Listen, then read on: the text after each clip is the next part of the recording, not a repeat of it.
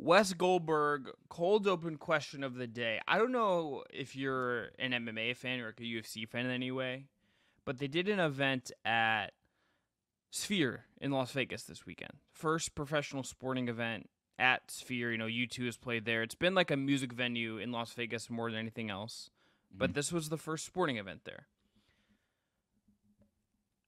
I watched the video packages and stuff. It was incredibly interesting what they did for a sporting event there. It obviously looks a little bit different because you're seated like all looking down at one way instead of it being like a circular typical arena setup. It's like a very unique thing.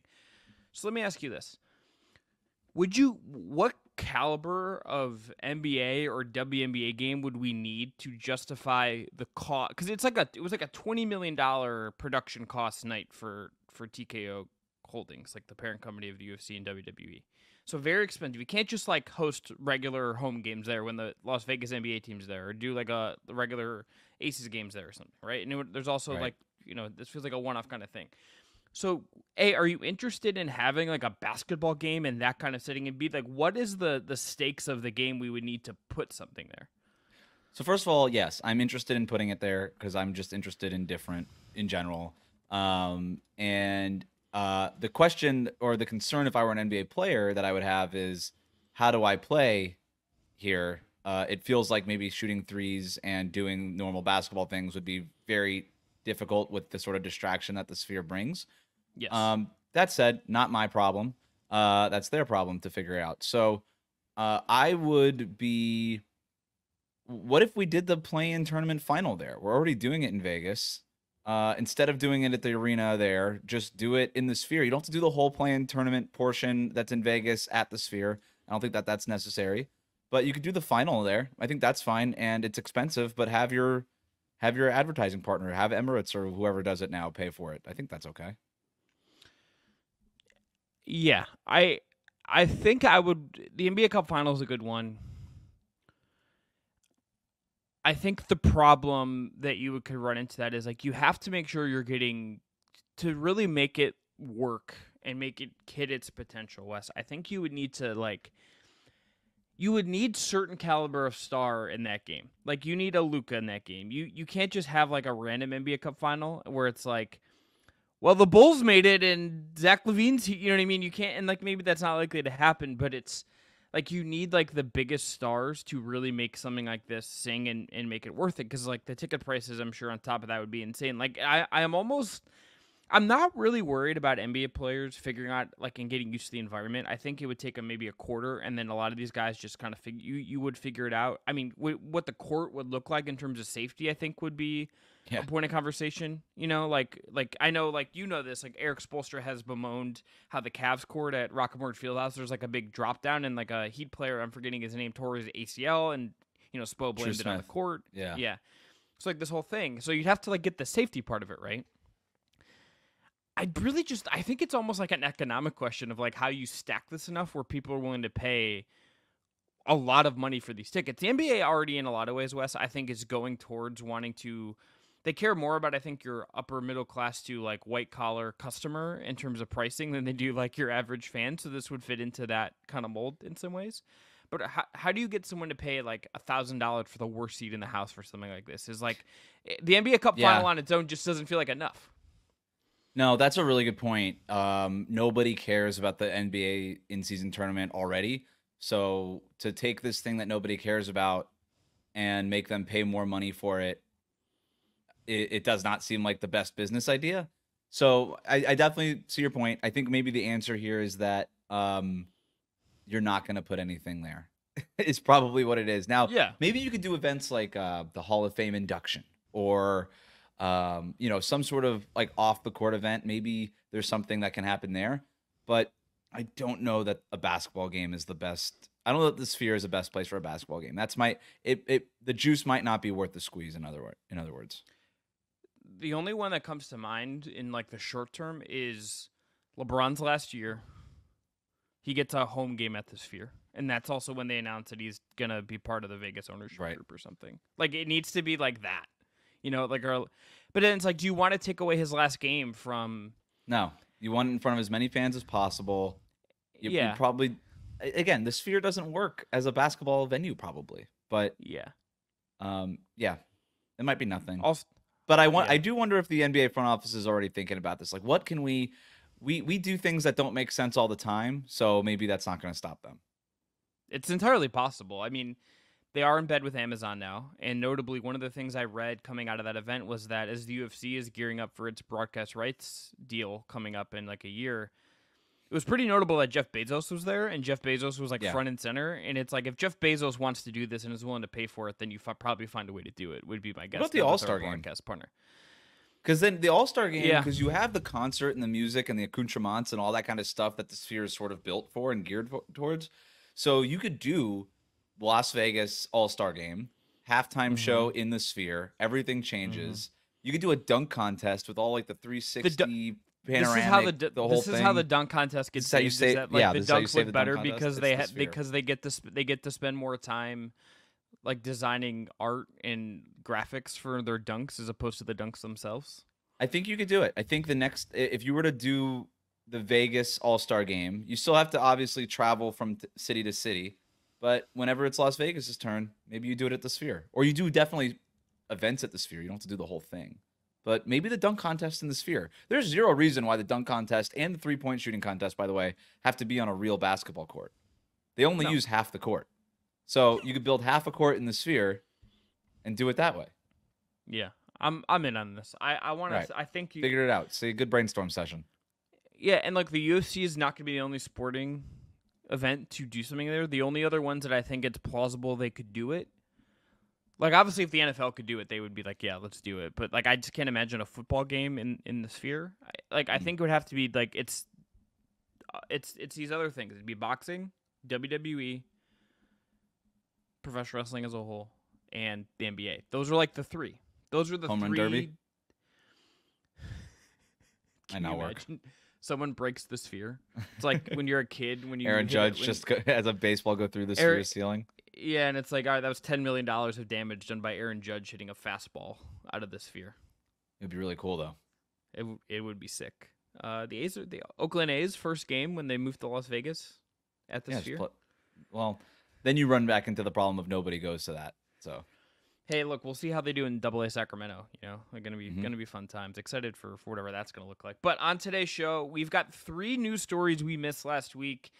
Jamal Murray, extended. Isaac Okoro, extended. And Jimmy Butler, is he actually available on the trade market? That's coming up today on the Just Basketball Show. Spectacular move by Michael Jordan. LeBron James with no regard for human life.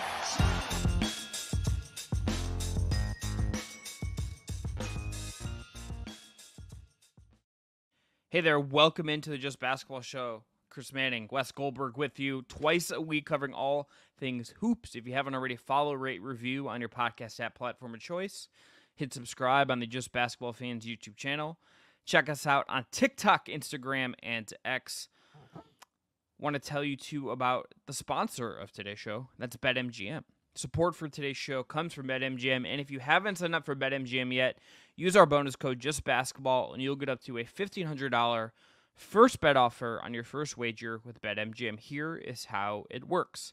Step 1, you download the BetMGM Sportsbook app on iOS or Android and sign up using code JustBasketball. Step 2, deposit at least $10 and place your first wager on any game. Step 3, you receive up to $1,500 back in bonus bets if the bet loses. Just make sure to use bonus code JustBasketball when you sign up. Gambling problem? Call 1-800-GAMBLER. Must be 21 or older to wager, and terms and conditions apply.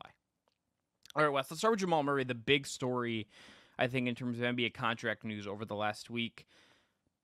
Finally got done with Denver. Finally got done with between him going back to the Nuggets, doing what I think we all thought they had to do. What is your reaction to this Jamal Murray max extension with the Denver Nuggets? that it's a lot of money for a player who's never been an All-Star, has never been an All-NBA team, but is getting paid like he's been on multiple NBA teams and multiple All-Stars. Jamal Murray is a good player.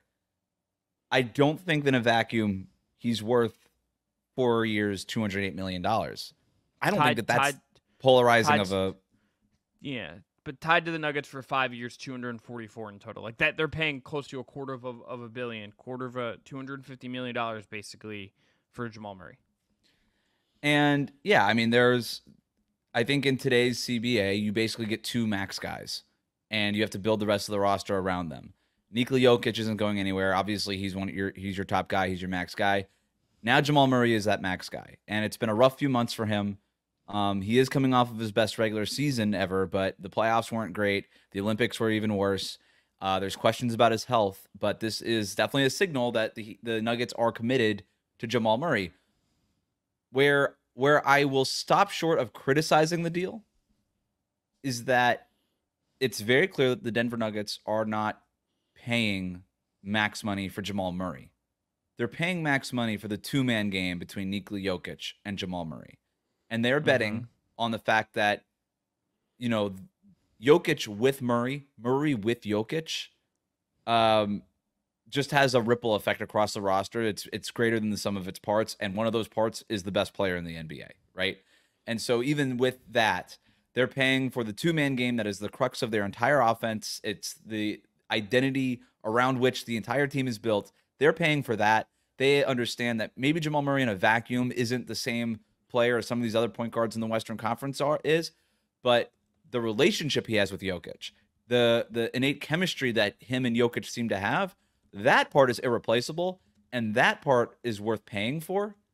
And so that's what they're paying for here. And so that's why I stopped short of criticizing it, because what they have together is magical, and it's very hard to find it. And if you get rid of Jamal Murray, if you let him walk, then what are you doing? It's going to be very difficult to replace that. So it's a lot of money. It's a tough pill to swallow, I think. Even if your ownership or the front office is like, really, this much money? That's a lot of money. But you kind of had to do it. This is the kind of deal you have to do, even with some real downsides, Wes, I think, on the back end. Jamal Murray has injury concerns. We know this. Like, this isn't new. He has been banged up and had knee issues the last several years. The last 4 years he's played 59 games, 48 games, and he tore his ACL in 21-22. Obviously, the 1 year is COVID year. And then you have the 65 games and 59 games. So it's not exactly like a robust body of work for Jamal Murray as he gets into his late 20s. You're not thinking of him as a Dame who's going to feel like you're going to get him every night or someone like that. There's that. But you also, I think, even if he never made an all-star team, I think he's a guy that I would say, if I'm being kind to him, I think just slightly better injury luck, and like would have made 1 or 2 by now. I think he's had runs where the biggest mark against him is just that he was hurt. Like, that's really the issue at the end of the day. To your point, it's like you are paying to keep Murray and Jokic together. And everything Denver does is about Jokic first, and it's about that partnership second. If they were to make if they were tomorrow, to trade Jamal Murray, or if you go back in time and it's like there was the Cavs were trying to poke around on Murray for a Kyrie thing at one point, like way back when Kyrie was in Cleveland and like their roster was in a weird state there. They called about trying to do a Kyrie Murray thing. There's no guarantee that if you trade Murray for another star guard, let's say Trae Young right now, or Darius Garland with Cleveland, or someone like who's a good player with similar contracts, like in the way that math works, it's really risky to think anyone else is going to come in and have that same natural chemistry and be able to hit the ground running and contend for a title with Jokic on day one. It's not that Jokic is hard to play with. He's easy to play with because he makes everyone around him have good shots, but there's a timing, there's a read and react element to it. There is a natural kinetic basketball energy between these two guys that has developed over time, and I think is also organic to how they both play, that any other star player or fringe all-star player you went out and got to try to replace him because you think they're better in a vacuum, you don't know if the fit with Jokic works the same. So I think they have to do this. The question I think then becomes for me, it's like, okay, you do this. We know kind of what their ownership situation is like a lot of the times with how they spend. What is the domino in 6 months? Like, are they going to try to split MPJ into 2 players? Or is there they move off of Christian Brown? No, I think they need end up paying him. Something's going to have to happen. But before I get to that, because I have some ideas here, but the thing you were talking about with Jamal Murray and Nikola Jokic together, right? Nikola Jokic, we know, makes everybody better around him, but there's not a lot of players who actually make Nikola Jokic better. Jamal Murray is one of those No. players. Jamal Yes, Murray is one of great those point. players. He helps make Nikola Jokic better. And if you're building everything, I think a part of a front office's job, among which there are many, one of their jobs is to make things easier for their star player. I think teams run into problems when they just assume our star players will just take care of everything. If you make your star player's life easier, in other words, if you build the thing around your star player, around what your star player does well, and things that complement that star player, and then cover up for your star player's weaknesses. Those are the teams that tend to have the more balanced rosters, the rosters that fit better, the rosters that win championships. You make your star player's life easier, you tend to get the rewards for it. Jamal Murray makes Nikola Jokic's life easier, right? And now you're not asking Nikola Jokic to try to make everybody's... Nikola Jokic's job isn't to make everybody better. It's to make basically everybody other than Jamal Murray better. Now, and I'm not saying he does make Jamal Murray better, but because there's that sort of magic chemistry, he doesn't have to work at it, it feels like. It just feels like at this point, they did have to work at it. They hammered it out. They have that chemistry now. But now it's just sort of turnkey in a way that maybe that's not the case with everybody else on the roster. In terms of what happens next with the Nuggets, this is why I also wasn't super hard on them for not bringing back Kentavious Caldwell-Pope. And I'll be specific here. I was hard on them. I wasn't super hard on them. Right? I was hard on them, not super hard on them. It doesn't get into, they're not dipping their toes into the water of malpractice and not bringing Kentavious Caldwell-Pope back, because this team does have to make some decisions. And this team's only going to get more expensive. Nikola Jokic's contract is only going to get more money. Jamal Murray with this extension is eating up a big part of your contract or your salary cap. Aaron Gordon is going to be due for an extension soon. And he's not as important as Jamal Murray, but he's pretty close, right? And that's not a guy you can afford to let get away. And he's got a player option for next year. He is still extension eligible, by the way. Like, he could sign this extension. But I do wonder where this team finds cap savings, because they had to let KCP go at $20+ million a year if they envisioned that they were giving Jamal Murray this money. I can at least understand from, look, ownership is only willing to foot this kind of bill. They're not willing to go all the way into the luxury tax, the second apron, or anything like that. Again, they should be. You could criticize them for wasting Jokic's prime years, but I can at least understand it from a business perspective. It makes it so that Christian Brown, Swather, Peyton Watson, one of these guys have to pop. At least one of them. It feels like two. I think two or like three. Yeah. Like, I think like they need Strawweather or like someone else, Hunter Tyson, like someone else to come along. They need a couple of these guys to hit. And Wes, I would say this too. I would agree with you everything you said about KCP, but I think that's like the one core guy that they could let walk. You can't let any else of them walk. It's like you kind of picked. Okay, you had to pick. It's like KCP is the year 10 wing vet. You know, he's already at 30. You let him go and you say, okay, yes, you know, I understand that Aaron Gordon's about to be 30, all that stuff, but he's like a little bit younger, theoretically a harder skill set to go out and find a replacement for. That's the one they can't. If Aaron Gordon's off this team in a year, like, because they just don't want to pay him, it down. Shut it down. Like, what are you doing for Nikola Jokic? Right, and that's what they're anticipating. And if Christian Brown does pop, then you might have to re-sign him in a couple of years also. And so you have all these things. So you had to do some long-term planning. And by the way, we heard Calvin Booth talk about this. Like, this is all about a long-term plan. Again, you could just say, well, just bring him back, just pay him a ton of money for a year. And there's no reason why they couldn't have done that other than going deep into the luxury tax, because you could have given him an Isaiah Hartenstein contract. You can get a KCP $30 million for 1 year. He might pick that up. Just say, all right, let's try it again next summer. But the point is, you can't let any more of these guys walk away for nothing the way that KCP walked away for nothing. So you mentioned Michael Porter Jr. earlier. That he's probably overpaid for who he is as a player. He's a good player on this roster. He's a needed player on this roster. He's a guy who shoots threes at a high volume, at a high clip. They need guys like that on this roster. But if you want to split his contract up into some other parts, maybe that's an option. Heck, maybe you even do trade Aaron Gordon at some point and say, hey, we just need more shooting out there. Like, I think everything could be on the table for this team. The one thing that can't be on the table is letting any of these guys get away for nothing the way that KCP did, because you're still only working with a limited amount of resources. I think the other thing at play here is that Jokic is a unique superstar to lead your team. And it's not just how he plays. He's the one guy, Wes, where I feel like I've never read a story from a local beat guy or a national insider that is, Jokic, there's some concern of flight risk. It's like the one guy I've never heard that about. Like we got it with Giannis at one point. People maybe forget the Malika Andrews kind of neat drop the one day where he was like he's considering his options if they don't get better. We've heard that about Luka from Tim McMahon.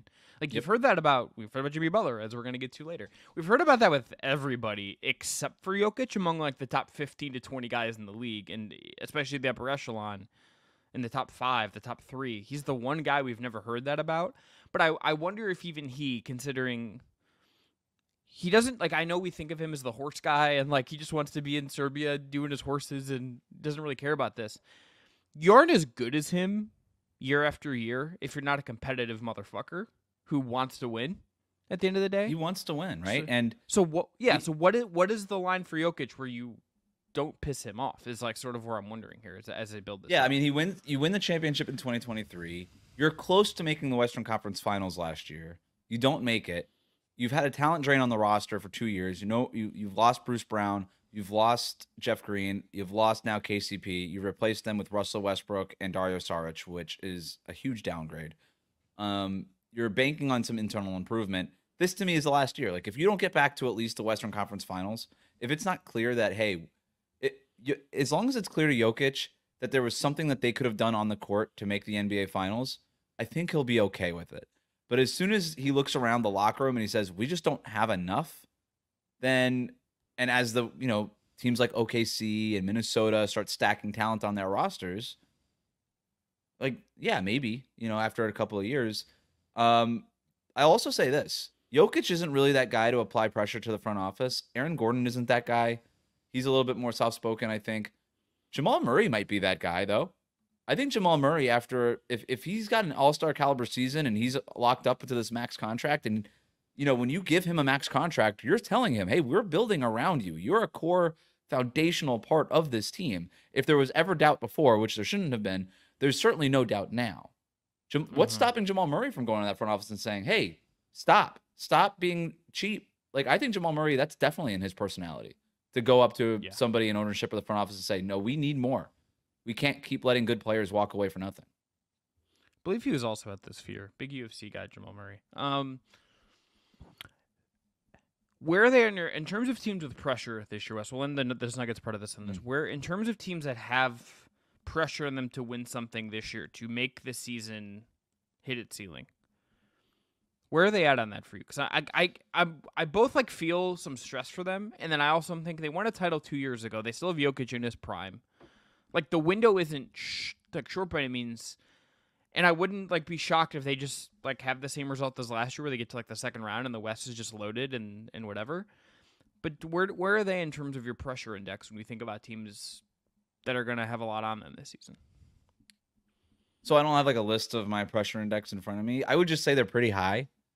I just think they always are. When you're dealing with a player in his prime, the quality and the caliber of Nikola Jokic, who's going for all-time status right now. I mean, Jokic could be one of the greatest 10 players that we've ever seen, right? That's sort of the resume that he's building. When you're dealing with that kind of player, there is pressure every single year, regardless of what it is you do as a front office, regardless of what any excuses might be, salary cap, whatever, luxury tax, don't care.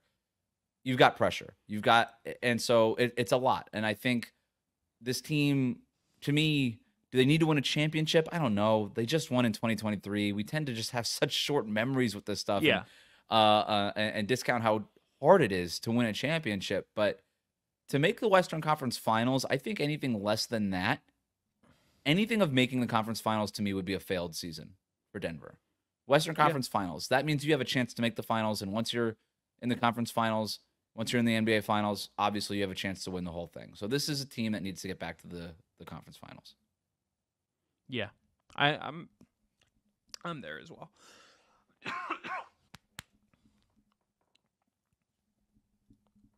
All right, let's move on to Isaac Okoro. 3-year deal, to go back to Cleveland, was stuck in restricted free agency limbo for a long amount of time. Mhm. Wes, this is I want to get to Okoro because I think he's an interesting player, and I have a take about him that I want to throw at you, and that's kind of gets into a meta basketball take. But I want to ask you to say this first. The Cavs still feel like a team that needs a trade to me. And I don't even mean it in terms of their big four anymore, but I look at their role guys, particularly LeVert, Niang, maybe Okoro in 6 months, or whatever, when he can be traded. I think like their role players still need a reshuffling. Like I still look at this, particularly the Niang one, because I just don't think he's all that good. Like nice guy, has a value. I think they overpaid him last summer. LeVert last year of his deal. I don't know if he's a guy you're going to want to re-sign again next summer. I still look at this team and just think the role players need to go make a trade, whether it's using some seconds, like finding someone who just needs a new situation that's maybe undervalued right now because they don't have a ton of assets, obviously, and the guys that they would need to move off of are going to, I think, be viewed as negative assets. But I think they still need a trade to find something else for this roster to make it work in the way I think they're hoping. I don't know that they need a role player trade necessarily, because I don't know what role player walks in and makes the star players fit better all of a sudden, right? Like you've tried different versions of it with Isaac Okoro, the defensive leaning wing, Max Strus, the 3-point shooting guy on the perimeter. We've gotten more of the ball dominant guy and like a Karis LeVert. Like we've gotten so many George Niang, we've gotten a Dean Wade, we've gotten so many different versions of role players. None of them have just made Darius Garland and Donovan Mitchell make sense. None of them has helped Evan Mobley and Jarrett Allen make sense in the front court. So I agree with you. I think this team needs a trade. I don't know that or any other kind of role player makes it all make sense. I like the Isaac Okoro deal. Go ahead. Can I throw a trade? One that I kind of referenced this on the show before that I think it's been discussed, but and he did say on Brian Windhorst's live show in Akron on Friday that he did buy a house in Atlanta, so I don't even know if he's like really available. But if they did something that was centered around like LeVert for Larry Nance, would you think that makes the Cavs better? LeVert for Nance? Yeah, I mean, I think Nance helps for sure. It gives them another look that they can get to. I think a player like that, if they could find sort of their Naz Reid, where you get another big who can pair with Jarrett Allen or Evan Mobley, that's sort of the secret sauce in Minnesota, right? Is that they can always play with two bigs, and it always sort of at least works. With the Cavs are like weirdly the Cavs are weirdly small. Like they're weirdly small despite playing with two bigs. If you really look at them, no, they are. So yeah, a player like that helps. I think that's a good trade. All right, so Okoro. Here's my Okoro thoughts. Love Okoro. Have loved him since he came in the league. I have a soft spot for guys like him, Wes, who were tough as hell, really competitive, strong, rugged wings. He's also improved his shooting year over year, where like percentage wise, he's become like a shooter that, if you just look at the percentages, that is a guy who is a quality enough 3-point shooter. 39% on 3.1 attempts last year in 27 minutes is pretty solid for a wing rotation player. But I think he's, because of how his career started, particularly his rookie year when he played a ton of minutes, the most minutes he's played per game in his career, it was under 30%. It feels like he's ended up in this weird space where he is, on the scouting report, not treated as a shooter, despite the fact that he is a competent shooter and can like attack a closeout and cut pretty well from the corners and the thing. Limited offensive player. You're not going to want him with the ball in his hand in any way, but he can attack a closeout, attack on the swing. Like he can do stuff. I think he's someone who should fit, I think, get boosted a little bit by Atkinson's system versus, say, a JB Bickerstaff's.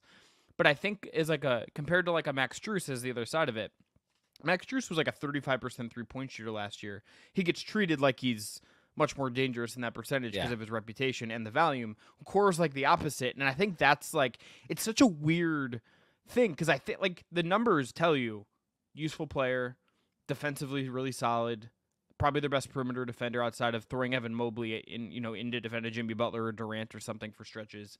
But the scouting report seems to treat him like he's not, and that's such a weird place for a key role guy to be. Yeah, you do run into like reputation hiccups in the NBA quite a bit, right? But you could change them, and shooting basically 40% overall last year, 39%, 40% from the corners. That was a pretty good mark. Yeah. But there's a difference between taking the wide open threes and then the contested ones. And I think if you start contesting Isaac Okoro, he's not shooting 39% anymore, right? Like it's just such a big difference. It's sort of the Rajon Rondo thing. It's well, he was left open, and there was a point in Rajon Rondo's career. He was like, I don't know why people don't respect my 3-point shot. It's like because you shoot it with 15 feet of space every single time, dude. I can make that shot. That's not the point. So he's a standstill shooter. He's not really shooting on the move. All this stuff. No. By the way, was never supposed to be coming out of Auburn. That was never on the scouting. That was never in the scouting report on him. So. That's all well and good, but you're right. Like PJ Tucker made a career out of being an elite defender and shooting threes on spot ups from the corner, right? Even though nobody ever defended him in the corner either, he still was an elite corner 3-point shooter. You just need a spot, and the offense is never going to revolve around Isaac Okoro. He just needs to be a good enough 3-point shooter that he could stay on the court, because in today's NBA, that's all you need. And by the way, and he is, so that's okay. Everything else he gives you in terms of a defensive player, a defensive playmaker, the cutting, all of the other things that you're already talking about, those are all NBA level skills, and he's making enough threes. I love the deal. I'm a little surprised that no other team. I think Isaac Okoro is a good player. He's still only 23. Yeah. He's only 23 years old. I'm a little surprised that nobody gave him more than 3 years, $38 million. I know he's a restricted free agent, but nobody even came in with an offer at $45 million at 3 years, something like that. I think that's a fine offer for Isaac Okoro, who's one of the better wing defenders in the league, very versatile on that end, hits the threes at a respectable clip when he's open. I don't know. I'm a little surprised, but that again, it sort of reflects the thing that everybody's been talking about all summer is the money's just not out there the way a lot of these mid-level guys thought it was going to be out there. And I think Isaac Okoro got caught in the same trap as a Caleb Martin, where you just thought this money was going to be out there, and it wasn't. It was a little bit different, obviously, because Okoro was a restricted free agent, and there was very little left up to him. But I don't know. If I was another team, I'd be kicking myself. I think Isaac Okoro is a good player. I think he's going to get better. And there's going to be a couple of years where there's a team in need of a wing defender that, like, why not the Pacers didn't even think about kicking the tires on this? Like, there's just teams out there that could have used a player like this. Detroit, I know, had some interest. It was thought like that was going to be a team to go after him. That didn't materialize, obviously. And that's a team that doesn't make any sense for Isaac Okoro. So the one team that was like, hey, we need we need more long defenders who are okay shooters at best. Like, Detroit's got plenty of those already. Yeah, but that's true. There's, I don't know, Charlotte, Indiana, like a bunch of teams come to mind that could have used a guy like this. Yeah, and I think too, Wes, like when I've seeing him more than I think most, just because like this was a team that I was. You're the Okoro expert. Yeah. I just like the way he even just carries himself to me is a guy I want on my team. Like, he is tough. He doesn't get rattled. There's little times where you can see him give up the ball where like that is where he gets rattled. But in terms of like getting, how sometimes when you see a guy get scored on when he's defending just like an elite scorer, and you can see it kind of break them over the course of a game. That's not how Okoro operates. Like, he's a guy that if you say, hey, in the playoffs, you're going to defend Jalen Brunson. This happened when he keeps coming off injured when they played the Knicks. That was a guy who, when like the Cavs got like the reputation of being punked in that series against the Knicks, he was not a guy that I felt like was having that issue in that series. Like, he actually, I thought, acquitted himself as a 16-game player, like pretty reasonably in the context of a team that didn't acquit itself at all. I think this is a guy you can play in your playoff rotation. Like, I do truly believe that, particularly for a team that just needs a perimeter defensive body, for teams that like you think you could make enough offense elsewhere, particularly if you get a step up from Evan Mobley this year. Like, I just think this is a guy that can play in your 8-9 playoff main rotation and is about the right stuff as far as how he approaches the game with his toughness and all of that. Like, I think this is just like a positive basketball player with some warts, obviously, but like that's why he costs what he costs. Right. I would rather, like, if I'm Cleveland, like, to me, I think he's more impactful to them this year than a Levert or a Niang. Like, I think he's above those guys in terms of making like a real positive impact on a team. And outside of Mobley, is sort of the one young guy that is still on this roster that there's significant room for growth yet still, I think, for Isaac Okoro. Like, he's never going to be Jaylen Brown. He's not going to be like that kind of player. But I think there's a very real world where he outperforms this contract. I mean, it's $12.6 million annual average value. With his defense, and if the 3-point shooting keeps going where it's going, there's some ball handling stuff with him that I think there's been positive movement on. This is just a good player, right? And I think on a value contract. Garland at 24, do you think you say Mobley's the one young guy? Do you view Garland as kind of tapped out of that? as a I kind think of I know what Garland is. I think there's obviously always marginal room for growth, but what is he, 6'1", 6 foot on a good day? Like, he's just a little bit smaller. He's an awesome point guard, awesome floor general. I think in a different context, he could be more impactful, right? Like we've talked enough about the backcourt pairing with him and Donovan Mitchell. It's been well documented in several places, but and last year obviously wasn't his best year, but I mean the guy's been an all-star before. Like I think we pretty much know who Darius Garland is, and that's a good player. Like Darius Garland is an all-star caliber point guard. I think we know that. Yeah, when he's at his best in his I think not having like last year again, I will say this until he proves me wrong that it was something more going on there. That last year was just a season from hell for him. And that was contributes to like that just happens. Cavs are gonna be weird. Atkinson's got a lot to, I think, sort through with some of this rotation. It's really, really, really tough job, I think, to kind of figure out what the right balances are on this roster. When even bringing a quarterback needed to be done. In some ways, it would have just been easier to be like, all right, like, well, that's one less thing we can just play straightforward and not overthink this. I think there's the first half of the season, probably first 20 games at least, going to be a lot of Kenny Atkinson, I think, juggling stuff around here, Wes. Yeah, this team isn't like in need of a consolidation trade. That's not really what it's about. Like the decisions Kenny Atkinson's going to have is fits, 5-man lineups. How do I maximize Garland and Donovan Mitchell? How do I maximize Jared Allen separate of Evan Mobley, vice versa? All those things. Those are really the things. But like, I know I'm assuming we're putting Max Strus into the starting 5. Karis LeVert's a good player. Isaac Okoro is a best player, a good player. Dean Wade is a good player. George Niang is solid. Like there's depth here. There's a lot of talent here. They needed Okoro. He's really the only wing defender that they have.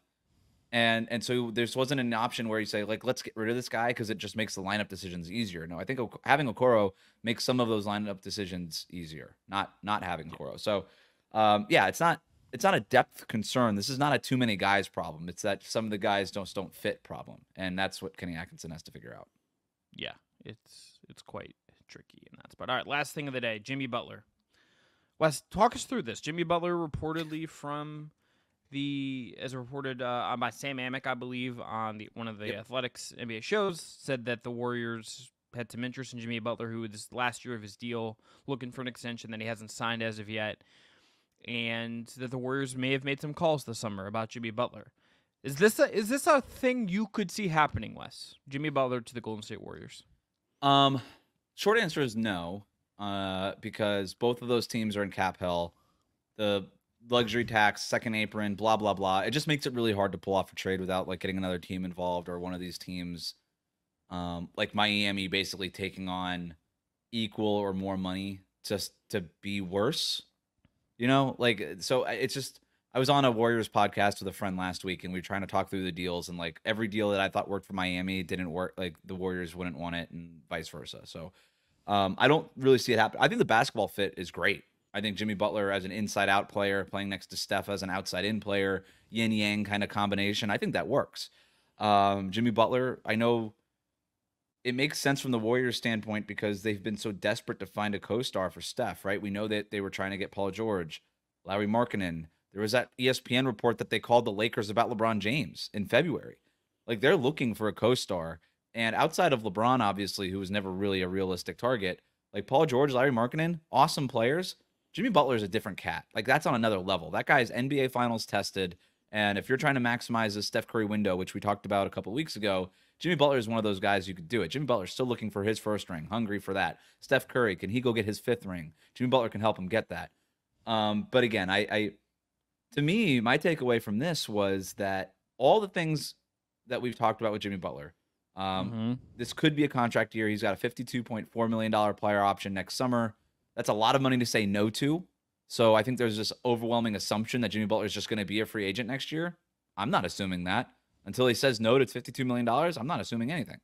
So that said, the ball's in his court, right? It's a player option. He makes that decision. But despite the fact that the Heat don't really have a lot of control over this situation, they got a phone call about Jimmy Butler and they said no, he's not available. That's sort of the unsaid thing in this report is, oh my God, is Jimmy Butler on the trade block? No, clearly he's not, because they did not entertain that phone call. And so I think there's a lot of teams around the league with their eyes on Jimmy Butler. and how this situation plays out. And that's not to say that he won't ever be available, but right now he's definitely not available. Miami is not entertaining phone calls on Jimmy Butler. So that to me was the interesting part. I agree. Where my brain also went was wondering about, okay, I put myself in Miami's shoes on the other side of it and thought about, okay, let's say they decided it's time to refresh this, go forward. What's the path? Go into like the full-on Bam Adebayo era, where this is now Bam's team. Yep. There's work to, I think there would be, you would need to get stuff back from the Warriors in terms of picks. That, like, that's really what the Warriors are offering. Like, I like some of the, like, if you got Kuminga back, whatever, like, that's fine. That's not immediately keeping you at the level you're at now that Jimmy has helped you sustain the last several years. Like, this would feel like you're saying, Bam, we got you paid. You know, we understand you want to compete at the highest level. You're probably one of the most competitive guys in the league. We believe in you as, like, a franchise pillar for us, but we need to take a second here just to, like, reset, breathe, and pursue something else, you know? Yep. We need to go after finding a co-star for you. We need to go find a Jimmy replacement. I don't know who that is. The market obviously shifts all the time, and stuff gets sorted out and figured out.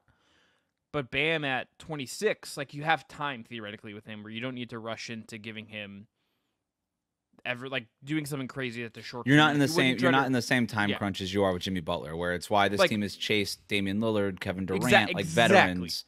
Yeah, you would not chase a 34-year-old with Bam.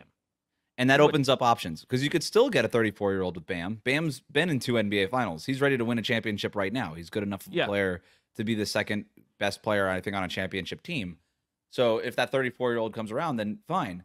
But you also have that other option of, well, let's slow build this thing a little bit more. I would prefer that if I were them. I think if you're gonna move on from Jimmy, I don't think you can, like, skip a step and if Donovan Mitchell became available. That's like if Donovan Mitchell became a thing again in 2 years or whatever, or a year, if things go really badly. Sure, like, that's the guy that I think that would fit the most perfectly with what they do. I'm not really a Trae Young and Miami guy. I don't really see that fitting from, like, a culture and vibe standpoint with Trae and Spo. That just doesn't mesh to me. And then, like, you look at the other young guys in the league, I don't know if the one that would really move the needle in a big way is, like, we quite know that those guys are actually available. And they're like, SGA is not becoming available. Luka's not becoming available. Like, you kind of need someone else to, like, you need something else to really break down in a big way. If that player isn't available, now, then you need to get stuff in a Jimmy Butler trade that helps you go get that player in a year or two when that player becomes available. I think Jonathan Kuminga is a good player. I don't think he's that player. He's not a crux of a superstar trade. Like, if he's, like, the best player you get back in a Jimmy Butler trade, that's not Kuminga a trade. Some people would disagree with you. Kuminga has a lot of big fans across the NBA. I do agree with you, for the record. I don't think he's that player. The other part with Kuminga is that he's up for his own contract extension too. Exactly. So if you were doing this as Miami, you would be swapping one contract situation out for another. And I don't know that you want to give. Jonathan Kuminga is reportedly out there looking for a max salary. And the Warriors have basically told them no way, and I think they're right in doing so. He'll be a restricted free agent next summer, and they say, go find one. You're a restricted free agent. Go find one, and then we'll decide whether or not we want to match. I got news for Kuminga. Unless he has a huge season this year, like an unprecedented kind of leap, that max contract ain't coming. But whatever, that's his problem. So if I'm the Heat, I'm looking for something like what the Thunder did when they traded Paul George to the Clippers. They got Shai Gilgeous-Alexander back. Shai Gilgeous-Alexander was nobody thought he was going to be what he is now. Yeah, and I remember talking with people on the Clippers organization during Shai's rookie season, and they said, this guy's going to be special. Nobody predicted MVP ballot special. Like a guy that could win the MVP this year and is, like, just feels penciled into. But you need a chance. You need to be able to take a chance on a guy like that. So if I'm the Heat, I'm looking either for a guy with an opportunity to be that, with a little bit of runway before I have to decide if I'm going to sign him to a max extension also, by the way. Like, if I'm the Heat, that's why I'd rather have Brandon Podziemski. I think Jonathan Kuminga will probably be a better player than Podziemski. I think odds are that he will be. But at least Podziemski's got a couple more years before I have to pay this guy. That's the kind of thing I'm looking for, is a little bit more upside or a little bit more runway to make that kind of decision, or draft picks, other stuff that can help grease the wheels on a trade down the line, because I think when you trade a superstar player, you better trade him in a way that improves your chances of getting your next superstar. It's Yes. really difficult to trade a superstar just for role players, just for stuff. That's a really tough look. I mean, even Philadelphia, when they traded James Harden last year, that opened up cap space for them to go get Paul George, even though all they got was role players. So Yes. one way or another, when you trade a superstar, you better open up some avenues to get your next superstar. Yeah. From the Warriors side of it, I did it from like a pure talent play that aligns on your age. It's like, this is the team that wanted LeBron last year. Like, we know this. Mhm. This is like the age of the superstar and a serial competitive guy who you say, okay, we have a couple years left with Steph. Let's just get the best player we possibly can and just chase it. That's what this feels like to me. Is he the perfect guy to go get in terms of, like, if you pick the best option? Maybe not for them chasing a championship. Like, you need to, like, find a way to keep one or two of the young guys, I think, and really, like, nail some, like, moves on the edges. Probably figuring out what to do with the Wiggins as well, I think, just remains, like, a big obstacle for me, and ever envisioning Steph getting another title, as we've talked about. But in terms of, like, a guy that I would love to see play with Steph, Jimmy and Steph would be incredible. Jimmy, It would be with awesome. his ability to be strong, create looks for others by getting into the paint. The foul drawing, I think, would be a good diversification of what they've been offensively for the last decade or so, and obviously different forms here and there. And Jimmy being a guy who can then, like, find Steph and some improvisation between them to get Steph, like, quick hitting threes on the perimeter. Him and Draymond as just, like, tone setters in a locker room would be astounding to see how that would play out over the course of a season. I would be fascinated by that. But the more I thought about it, Wes, I liked the idea of Jimmy with the Warriors if they're going to go pursue one more Steph Curry ring. Like, I did really like it the more I thought about it. This is the kind of player the Warriors need to find, is a physical player, a player who can provide more backbone defensively outside of Draymond Green, a guy who is, as Draymond Green calls him, a 16-game player. Any acquisition you make of the Warriors is geared towards not getting better, but getting good enough to win a championship. You've got Jimmy Butler, and Jimmy Butler could be your second scorer. I mean, he would be your second scorer. I think the problem with the Heat right now is they don't really have a primary scorer, right? Jimmy Butler doesn't want to be that guy. The most he's averaged in a season is like 22 points per game. They don't have like that 26 point per game top 10 scorer. Steph Curry is obviously that guy. The Warriors' problem is that they don't have a number 2 scorer. So the Heat have a number 2 scorer, no number 1 scorer. The Warriors have a number 1 scorer. They don't have a number 2 or a number 3 scorer, for the record. But Jimmy Butler can obviously walk in and be the second most impactful offensive player. You could stagger them. You can have Jimmy and and Steph Curry, as you would with any other kind of superstar, Jimmy Butler or otherwise, that you would acquire. This is exactly the kind of thing that the Warriors need to be thinking about. And it's why they've been shooting for the stars, right? It's why they've been asking for LeBron, Larry Markkinen, who I think is still a notch below what we're talking about here. But there's a reason why they didn't include Kuminga in their best stuff for Markkinen. It's probably because they were aware that Kuminga isn't up to the same standard as these guys. It's the reason why they were trying to get Paul George, right? This is the kind of player they need. Jimmy Butler, otherwise, I think they're thinking the right way. It's just a lot harder, as everybody knows, to actually pull off those deals. It's easy to plug in their names into the trade machine and wish. It's harder to actually pull off those deals. And that's the part where the Warriors run into is I just don't know that they have the assets to go get that guy, but heck, they're trying, man. They're trying. Do you like the last thing I'll ask you, Wes? Do you like Paul George or Jimmy Butler? That if you're going to pick a type of player, which of those players would you have liked better for them if they wouldn't have been able Jimmy to pull Butler, off this summer? no question. I agree. It's not Jimmy a question. Butler, no question. I mean, we're talking about a guy like Paul George has playoff experience. He has no NBA Finals experience. Jimmy Butler's been in 2 of them, and he plays great in every NBA Finals. Like, if you're Steve Kerr, Joe Lacob, Mike Dunleavy Jr., Steph Curry, Draymond Green, you just feel so much better going into a big game with Jimmy Butler than you do Paul George, and that's what it's all about. Yeah, I'm in agreement. I think just Jimmy as an offensive engine instead of like a guy who fits with you, like who kind of like adds to everything and is like great point. is like the icing on the cake. They need Jimmy's that little more extra on. They need that real option to play through on offense. That's not the Steph Curry, Draymond Green pick and roll, or Steph Curry making magic happen. Yeah, and like I think everyone's been saying this about the Warriors for forever at this point. It feels like, but like, I think particularly as Steph gets older, it becomes more important. Like it just Yeah. is. There's a reason like him and LeBron would have made a ton of sense in theory, because like LeBron's going to create a bunch, and it's also going to make life easier for Steph to do the thing that he makes him one of the most unique superstars we've ever seen, which is flying around off the ball and being willing to sacrifice touches for the sake of driving defenses in hell. And if you're telling me if you're a defender and you have to pick between Jimmy Butler putting you in hell and getting to the rim and getting fouled, or getting a tough little midi, or you have to make sure you don't lose Steph on the back end, it's like good fucking luck, like Yeah. dealing with that 2-man game if you surround the rest of it with shooting and a guy in the dunker spot. That's why the Or Warriors it were would- so interested in Giannis when everybody was interested in Yeah. Giannis. Like they had plans of chasing Giannis before he ended up signing this last extension. There was an awareness that that's exactly the kind of player that they need. It's why, and but doesn't like you, it's not rocket science. Like these No. players make sense. There's a yin yang balance with players like that. Jimmy Butler certainly is in that category, but we'll see what happens. Yes. All right, we're gonna end there. I'm Chris Manning. That's Wes Goldberg. This has been Just Basketball Show for Tuesday, September 17th. Back later this week with another episode, getting ready for the season. I believe on that one topic, we'll let you know when you hop on. So tune in. Thanks again to BetMGM for their sponsorship. Use promo code Just Basketball to get that first deposit match, and we'll talk to you later this week.